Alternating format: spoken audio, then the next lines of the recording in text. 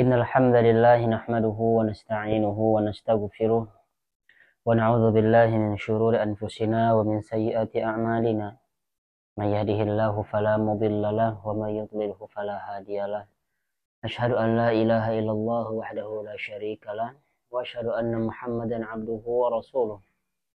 Ya ayyuhalladzina amanu taqullaha haqqa tuqatih wa la tamutunna illa wa antum muslimun. Ya ayuhan nasu taqu rabbakumul ladzi khalaqakum min nafsin wahidah wa khalaqa minha zawjaha wa batha minhuma rijalan katsiran wa nisaa wattaqullaha alladzi tasaaluna bihi wal arham innallaha kana 'alaikum raqiban.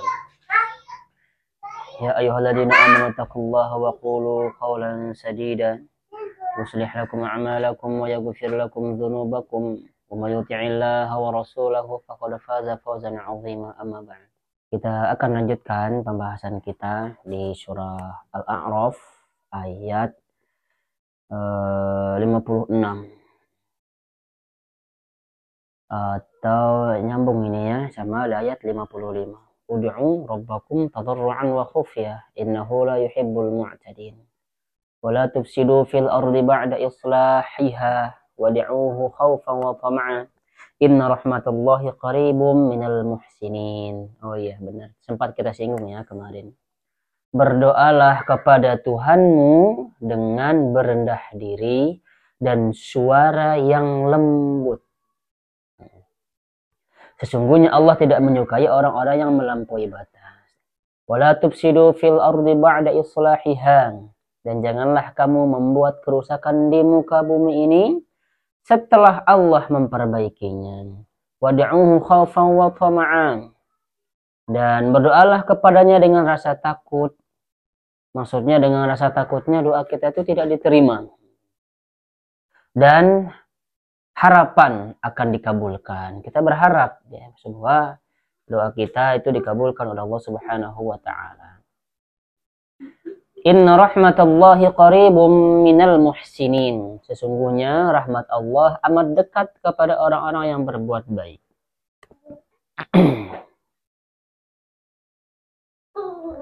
Dalam As-Sahihain, kitab Sahih Bukhari, kalau disebutkan dalam sebuah kitab Bapak Ibu ya As-Sahihain. As-Sahihain itu maksudnya adalah Sahih Bukhari dan Sahih Muslim. Disebutkan sebuah hadis yang diriwayatkan dari Abu Musa Al-Asy'ari.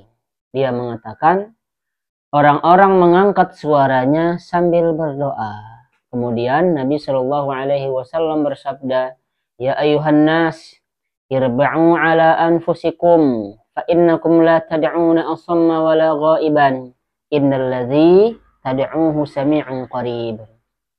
Jadi setelah orang-orang pada saat itu dia mengangkat suaranya sambil berdoa. Berdoa itu suaranya ditarik-tarik gitu ya. Lalu kemudian Nabi bersabda, Ya ayuhan nas, hai sekalian manusia, irba'u ala anfusikum, rendahkanlah suara kalian. Fa innakum la tad'una asamma wa la ghaiban.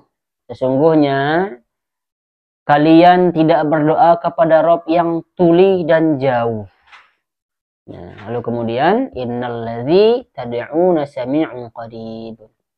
Sesungguhnya yang kalian seru itu adalah Tuhan yang Maha mendengar dan sangat dekat. Jadi kalau berdoa tidak perlu teriak-teriak.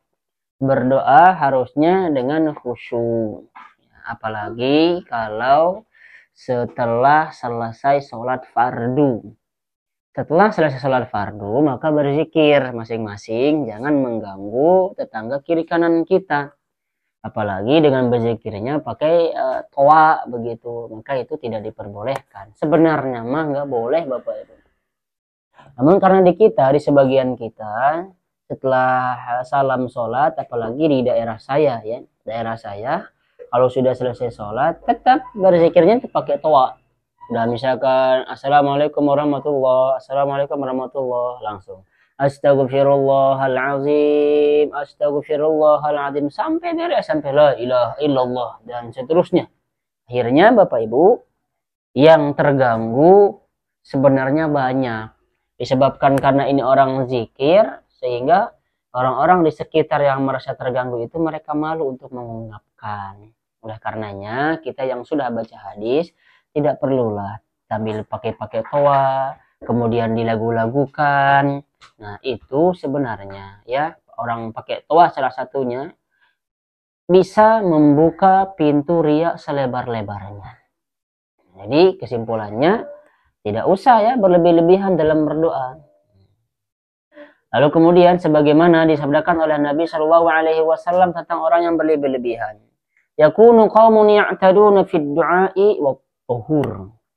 Akan ada suatu kaum yang berlebih-lebihan dalam berdoa dan mereka berlebih-lebihan dalam bersuci.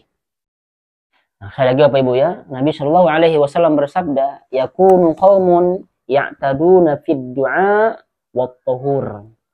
Akan ada suatu kaum di mana mereka ini berlebih-lebihan dalam berdoa. Lalu kemudian mereka berlebih-lebihan dalam bersuci. Saya berikan contoh berlebih-lebihan dalam berdoa. Saya baca sebuah kitab itu yang menjelaskan kepada kita salah satu contoh orang yang berlebih-lebihan dalam berdoa. Disebut satu persatu. Orang-orangnya itu disebut satu persatu. Ya Allah, ampuni Uwais. Ya Allah, ampuni Uzair. Ya Allah, ampuni. Dicatat semuanya. Akhirnya disebutkan semuanya nama-nama yang tertera di list tersebut. Padahal selesai. Allahumma ghufir lil muslimina wal muslimat.